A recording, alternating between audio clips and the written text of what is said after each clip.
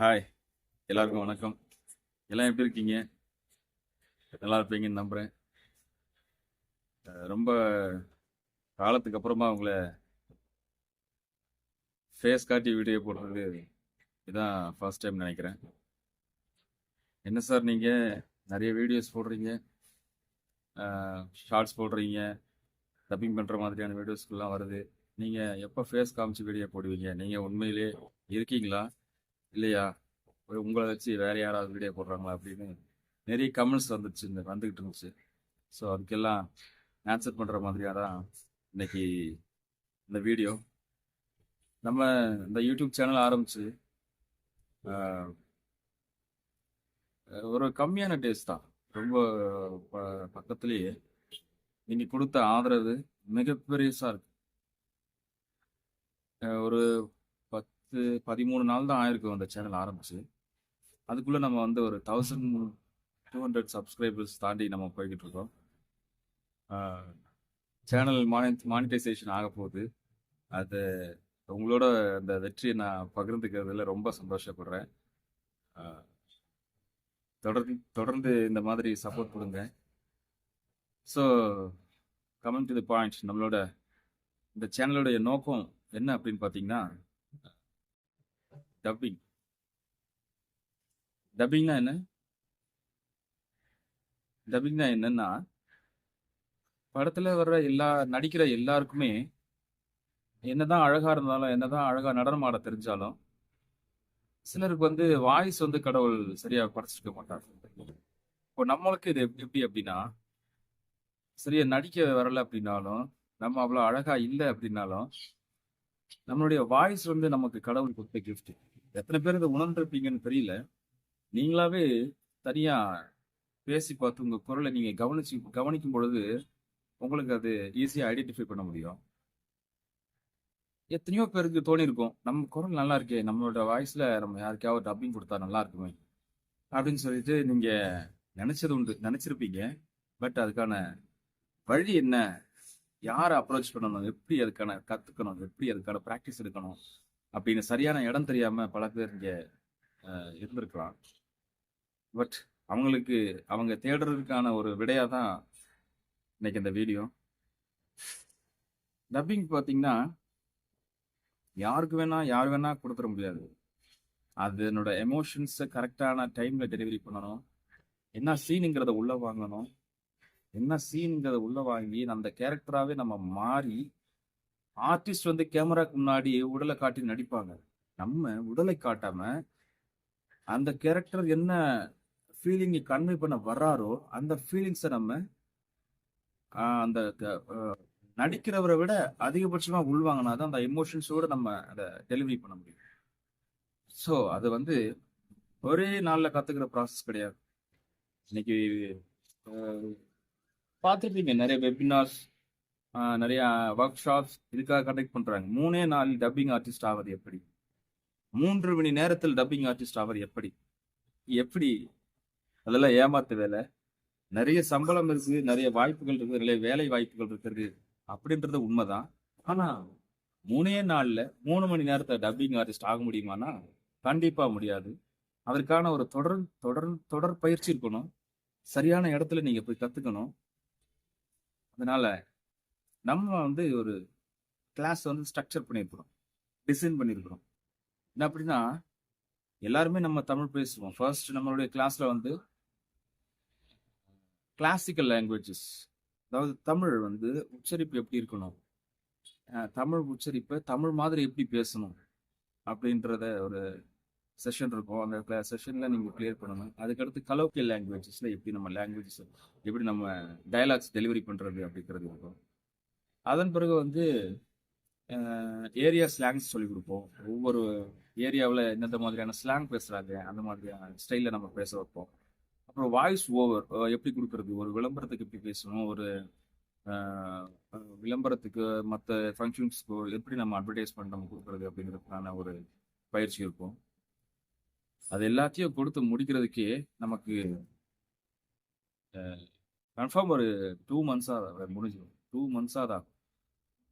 அப்படி நீங்கள் படிப்படியாக கற்றுக்கும் பொழுது தான் நீங்கள் ஒரு சக்சஸ்ஃபுல் டப்பிங் ஆர்டிஸ்டா நீங்க வலம் பெற முடியும். முக்கியமா சொல்ல போனோம்னா கார்ட்டூன் நெட்வொர்க்ல அதிகப்படியான வாய்ப்புகள் இன்னைக்கு கொட்டிருக்கு. கார்ட்டூன் அதுக்கு என்ன டப்பிங் கொடுக்கறதுக்கான ஆர்டிஸ்ட் ரொம்ப கம்மியா இருக்கிறாங்க. அது வளர்ந்துகிட்டு வர்ற நெட்வொர்க்ல கார்ட்டூன் நெட்வொர்க் மிகப்பெரிய உலகம். நீங்க அந்த கார்ட்டூன் ஆர்டிஸ்டா ஆனீங்க அப்படின்னா எந்நேரமும் நீங்க பிஸியா இருப்பீங்க. அதுக்கு நான் உத்தரவாதம் தரேன். இன்னும் சொல்ல போனோம்னா ஒரு கதை மூலமா சொல்றேனே. ஒரு படிச்சேன், இன்னைக்கு தான் படிச்சேன். அது உங்களுக்கு பிடிக்கும்னு நினைக்கிறேன். எனக்கு ரொம்ப பிடிச்சிச்சு அந்த கதை. ஒரு பையன் வந்து அவங்களுடைய அப்பாட்ட கேட்கிறானா, அப்பா நம்மளுடைய லைஃபுக்கான வேல்யூ என்னது, அதை எனக்கு நீங்க இன்னைக்கு சொல்லிக் கொடுங்க அப்படின்னு கேட்கிறாரு. அவர் என்ன சொல்றாரு அப்படின்னா, சரிப்பா ஆஹ், சொல்லிக் கொடுக்குறேன் அப்படின்னு சொல்லிட்டு வர சனிக்கிழமை நான் உனக்கு சொல்லித் தரேன் அப்படின்ட்டாரு. பையன் வந்து இல்லப்பா இன்னும் 4 நாள் இருக்கு, இந்த 4 நாள் வரைக்கும் நான் எப்படி அமைதியா இருக்கேன், எனக்கு உடனே சொல்லி கொடுப்பேன் அப்படின்னாரு. இல்லப்பா நீ 4 நாள் பொறுத்து இருந்தா தான் நான் சொல்லி கொடுக்க முடியும் அப்படின்னு சொன்னாரு. சனிக்கிழமை வந்துருச்சு. அந்த பையன் வேக வேகமா எழுந்திரிச்சு காலையிலே ரெடி ஆயிட்டாப்பா, இன்னைக்கு லைஃபோட வேல்யூ என்னன்னு சொல்லி கொடுக்குறேன் சொன்னீங்கல்ல, சொல்லி கொடுங்கப்பா, என்னப்பா அது சொல்லுங்கப்பா அப்படின்னா. அந்த அப்பா உள்ள போனாரா, ஒரு பொருளை எடுத்துட்டு வந்து அவன் கையில கொடுத்து, ஊர்ல மார்க்கெட் இருக்குது இல்லையா, காய்கறி சந்தை இருக்குது இல்லையா, அங்க இந்த பொருளை வச்சுக்கிட்டு நிக்கணும், அப்போ உனக்கான லைஃபோட வேல்யூவை நான் என்னங்கிறத நான் சொல்றேன் அப்படின்னாராம். அந்த பையனும் அந்த காய்கறி சந்தைக்கு போனா, அங்க அந்த காய்கறி சந்தையோட கழிவுகள்லாம் கொட்டுவாங்க இல்லையா, குப்பை கிடங்கு, அங்க அப்ப நிக்க வச்சுட்டு இன்னைக்கு ஃபுல்லா இந்த இடத்துல நில்லுப்பா, அந்த பொருளை கையில வச்சுக்கிட்டு நில்லு, யார் கேட்டாலும் வாயை நீ திறக்கவே கூடாது, யார் கேட்டாலும் இப்படி ரெண்டு ரெண்டு விரலை மட்டும் நீட்டிட்டு என்ன நடக்குதுங்கிறத நீ வந்து சொல்லு அப்படின்றான்.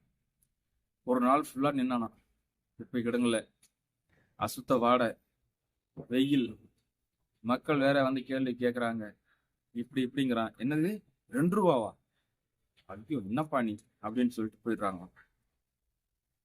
வரானாம் நைட் ஒரு 8 மணி ஆயிடுச்சு, 8 மணி ஆயிடுச்சு. வீட்டுக்கு வந்தாப்பா ரொம்ப டயர்ட் ஆயிட்டேன்ப்பா, சொல்லுப்பா நின்று வந்துட்டேன், இப்பயா சொல்லுப்பா லைஃபோட வேல்யூ என்னது அப்படின்னு கேட்டாலாம். அவங்க அப்பா இல்லப்பா நீ இன்னொரு வாரம் வெயிட் பண்ணு, அடுத்த சனிக்கிழமை சொல்றேன், அடுத்த சனிக்கிழமை இதே மாதிரியான ஒரு எக்ஸ்பெரிமெண்ட் வச்சிருக்கேன், நீ அதில் பாஸ் பண்ணு, நான் உனக்கு சொல்றேன் அப்படின்னாராம். சரி பையன் இன்னொரு 5 நாள் இருக்குதா, திங்கள்லேருந்து வெளியே ஸ்கூல் போயிட்டு சனிக்கிழமை இன்னும் வேகமா ரெடி ஆகிறான். சனிக்கிழமை வந்துருச்சு, இன்னும் வேகமா ரெடி ஆகி உட்காந்துருக்கான். அப்பா சொல்லுங்கப்பா, வெயிட் பண்ணது போய் இதுக்கு மேலே தாங்க முடியாதுப்பா, சொல்லுப்பா அப்படின்னா. அவங்க அப்பா மறுபடியும் அந்த பொருளை அவன் கையில கொடுத்து ஒரு மியூசியம்ல போய் நிக்க வச்சு, இன்னைக்கு ஃபுல்லா அந்த இடத்துல நில்லுப்பா, நான் லைஃப்க்கான வேல்யூ என்னங்கிறத உங்களுக்கு சொல்றேன் அப்படின்னாராம். அவர் போயிட்டு மியூசியம்ல இருந்த நான் போய் கையில இருக்கிற பொருளை வச்சுக்கிட்டு ஒரு நாள் ஃபுல்லா நின்றுக்கிறான். கேட்டா 2 கையை மட்டும் உயர்த்தி இப்படி சொல்லு, என்னதுன்னு கேட்டா விலை எவ்வளோன்னு கேட்டா இப்படி மட்டும் கையை உயர்த்துன்னு சொல்லி வந்துட்டார். வரவங்க கிட்ட எல்லாம் கையை இப்படி உயர்த்தி காட்டிருக்கிறா, என்ன வேலை ஏது வேலைன்னு எல்லாம் கேட்க ஆரம்பிச்சோடனே கையை உயர்த்தி இப்படி காட்டியிருக்கிறாங்க. அப்போ அவங்க மக்கள் சொன்னது, என்னது 2 லட்சமா, ஓப்பா அப்படின்னு சொல்லிட்டு போயிடுறாங்களாம். இந்த பையனுக்கு முகத்துல ஒரு மலர்ச்சி வருது. என்னடா இந்த பொருள் அங்க வச்சுக்கிட்டு நீ சந்தையில வச்சுக்கிட்டு நிற்கும் போது 2 ரூபாயான்னு கேட்டாங்க, அதே பொருள் தான், அதே ஆளு தான், நானும் தான் விற்க வந்திருக்கேன், இங்க வந்து நிற்கும் பொழுது 2 லட்சம்னு சொல்றாங்களே.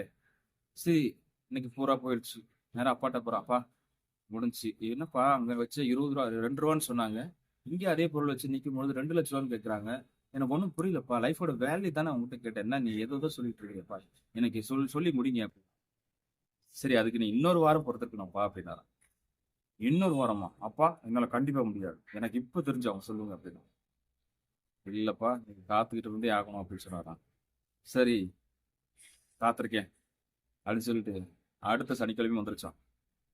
வேக வேகமா குளிச்சு முடிச்சுட்டு எல்லாத்தையும் ரெடி ஆயிட்டு, சொல்லுங்கப்பா இன்னைக்காவது சொல்லுங்க, இன்னைக்கு எங்க போய் நிக்க சொல்ல போறீங்க சொல்லுங்க அப்படின்னு சொல்லிட்டு கேட்கும்போது, அந்த ஊர்லயே மிகப்பெரிய ஒரு ஜுவல்லரி ஷாப், நகை கடையில போயிட்டு அந்த கடைக்கு வேலைக்கு வர்றவங்க எல்லாம் வர்றதுக்கு முன்னாடி அந்த கடைக்கு ஓனர் வருவாரு. அந்த ஓனர் வர்றதுக்கு முன்னாடி நீ அங்க போய் நிக்கணும் அந்த கடையாண்ட, இந்த பொருளை வச்சுக்கிட்டு சொன்னாரு. போய் நின்னாராம். அந்த பையன் இந்த ஜுவல்லரி ஷாப் போய் நிற்கும் பொழுது அந்த கடையை திறக்கிறதுக்கு அந்த ஓனர் வராரு. இந்த பையன் கையில அவன் அந்த பொருளை அந்த நகைக்கடைக்காரர் பார்த்த உடனே அவருக்குள்ள ஒரு அதிர்ச்சி, இன்பம் எல்லாம் சேர்ந்தாப்புல ஒரு ரியாக்ஷன். தம்பி, என்ன இதை கையில வச்சுட்டு நிக்கிற அப்படின்னு கேட்கும்போது அவங்க அப்பா ஏற்கனவே சொல்லியிருக்காரு இல்லையா, யாராவது ஏதாவது பேசும்போது எப்படி இன்ட்ராக்ட் பண்ணணும்னா இப்படி கையை எப்படி உயர்த்தி சொல்லியிருக்கிறாரு. அந்த பையனும் அதே மாதிரி கையை உயர்த்த அந்த நகைக்கடைக்காரர் என்ன சொன்னாரா, என்னது வெறும் 20 லட்சம் ரூபா தானா, வெறும் 20 லட்சம் ரூபா தானா அப்படின்னு கேட்கும்போது அந்த பையனுக்கு ஒரே ஆச்சரியம், பயம் வேற கலந்து வருது. ஒரே பொருளை 2 ரூபாய்க்கு கேட்டாங்க, அப்புறம் 2 லட்சம் ரூபாய்க்கு கேட்டாங்க, அப்புறம் 20 லட்சமான்னு கேக்குறாங்களே அப்படின்னு சொல்லிட்டு அந்த பொருளை கையில எடுத்துக்கிட்டு ஓடி வாரானா. அப்பா, எனக்கு லைஃபோட வேல்யூவை சொல்லுங்க அப்படின்னு பொழுது அந்த அப்பா சொன்னாராம், அப்பா, பொருள் வந்து எந்த இடத்துல இருக்குதுங்கிறத பொறுத்து தான் வேல்யூ பண்ணுவாங்க மக்கள். அதனால அந்த பொருள் இருக்க வேண்டிய இடத்துல வைக்கிறது நம்ம கடமை. அதே மாதிரி நீயும் உன்னுடைய திறமைய எங்க காட்டணுமோ அந்த இடத்துல காட்டினாதான் உனக்கான வேல்யூ கிடைக்கும். உனக்கான இந்த மக்கள் அங்கீகரிப்பாங்க. நீ அங்க போய் காட்டுப்பா அப்படின்னு சொல்லும்போது அப்பதான் புரிஞ்சுக்கிட்டான். மக்களே, இந்த கதை மூலமா உங்களுக்கு சொல்ல வர்றது என்னன்னா, நீங்க உங்களுடைய திறமையை வீணடிக்காம உங்க திறமையை மெழுகேற்றிக்கணும். உங்க திறமையை உலகத்துக்கு தெரியப்படுத்தணும். இந்த மாதிரியான ஒரு நபர் இந்த உலகத்துல இருக்கிறார் அப்படின்னு தெரியப்படுத்தணும் அப்படின்னா என்கிட்ட வாங்க. நம்மளுடைய டப்பிங் ஸ்கில்ஸை உங்களுக்கு சொல்லிக் கொடுத்து டப்பிங் ஸ்கில் மூலியமா அந்த உலகத்துக்கு நீங்க யாருன்னு நாங்க காட்டுறோம். பார்க்கலாம். வாழ்த்துக்கள் எல்லாருக்கும். பாய். தேங்க்யூ.